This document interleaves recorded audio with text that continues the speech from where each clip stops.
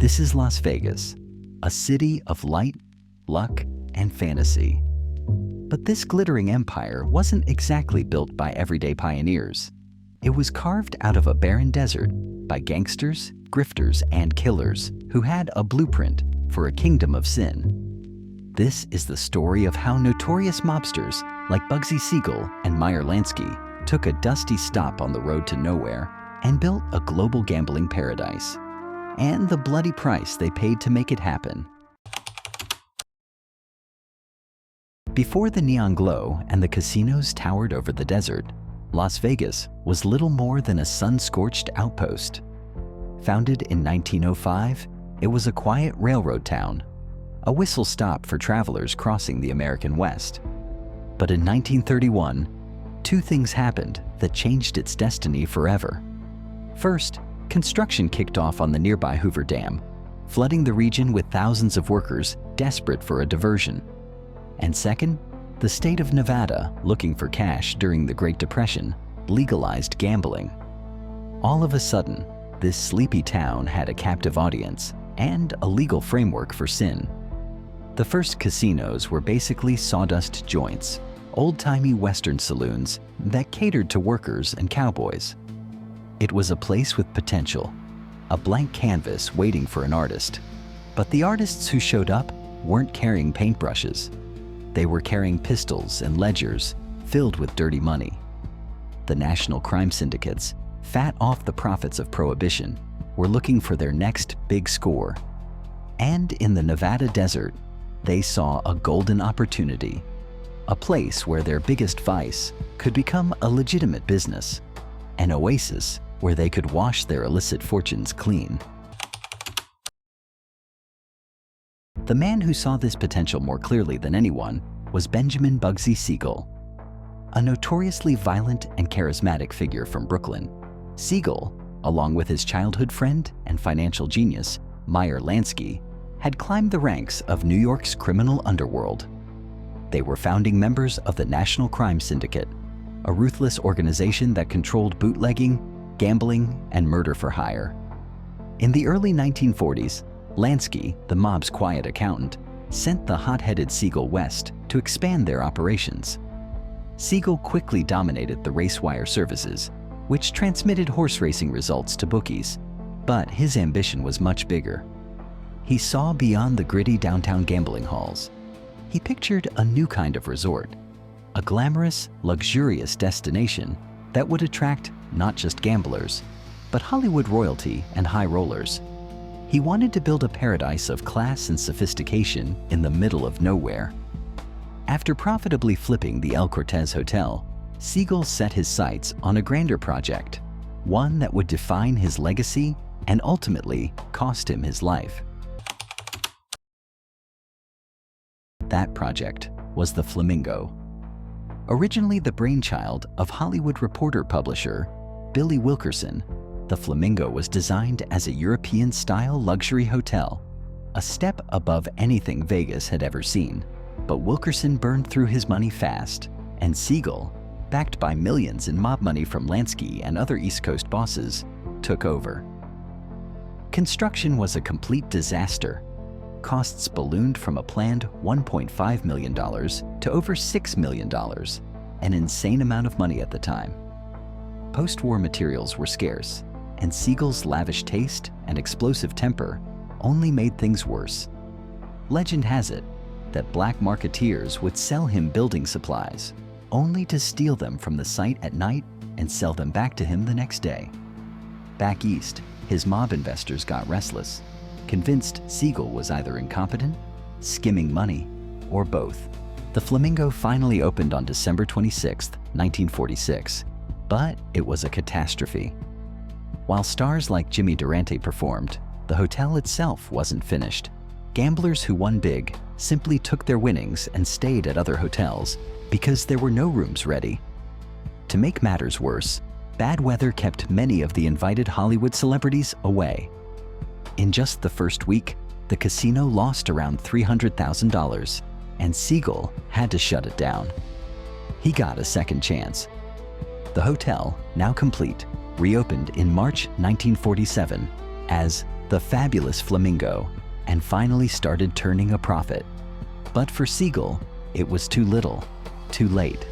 His partners had lost their patience. On the night of June 20th, 1947, while relaxing in his girlfriend's Beverly Hills home, Bugsy Siegel was shot and killed by a sniper firing through the window. The murder is still officially unsolved, but the message was clear.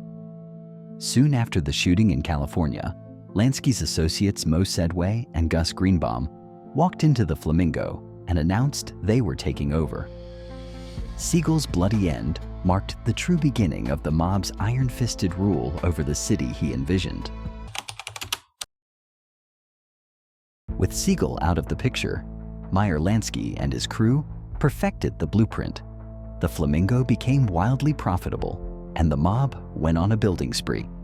Using money funneled from their criminal empires and, crucially, from the Teamsters Union's pension fund, they financed the iconic casinos of the era: the Sands, the Riviera, the Dunes, and the Tropicana.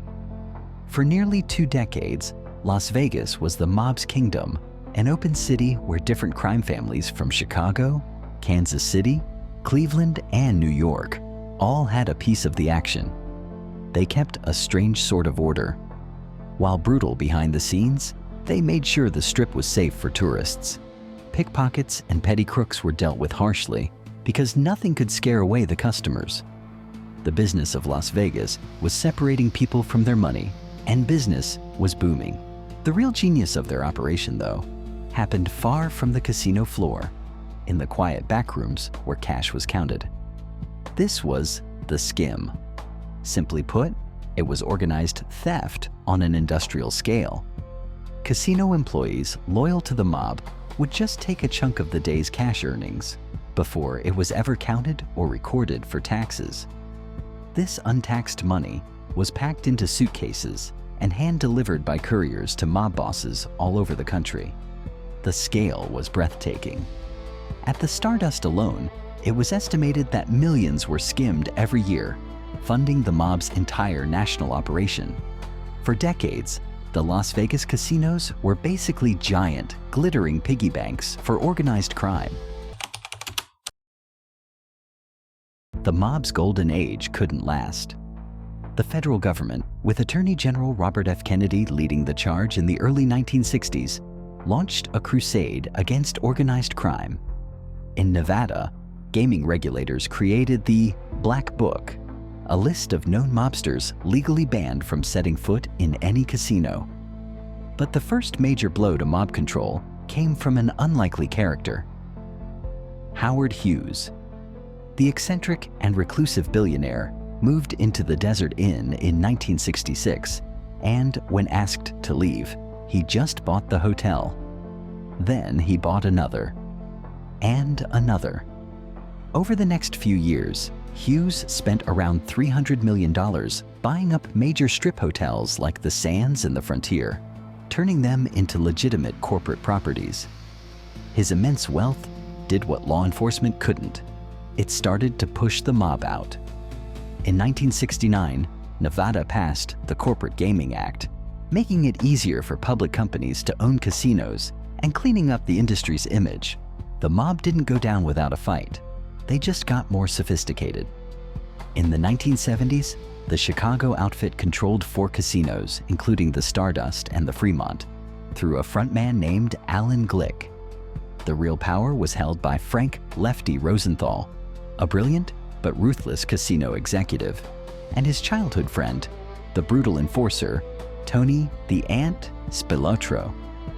Rosenthal ran the casinos and perfected the skim, while Spilotro handled the street rackets, loan sharking, extortion, and murder to protect the outfit's interests. This era, made famous by the movie Casino, was the mob's last great stand. The end came swiftly. Through a huge investigation called Operation Strawman, the FBI used wiretaps to expose the entire skimming operation. They had recordings of mob bosses across the Midwest talking about their shares of the Vegas cash. In 1983, federal prosecutors brought the hammer down. indicting and convicting top leaders from the Chicago, Kansas City, Cleveland, and Milwaukee crime families for their roles in the skim. Key figures like Rosenthal were blacklisted, and in 1986, Spilotro was brutally murdered by his own bosses, his body discovered buried in an Indiana cornfield. With the mob's front corporations dismantled, Wall Street saw an opening. Companies like Hilton, MGM, and Bally's swept in and bought the remaining casinos.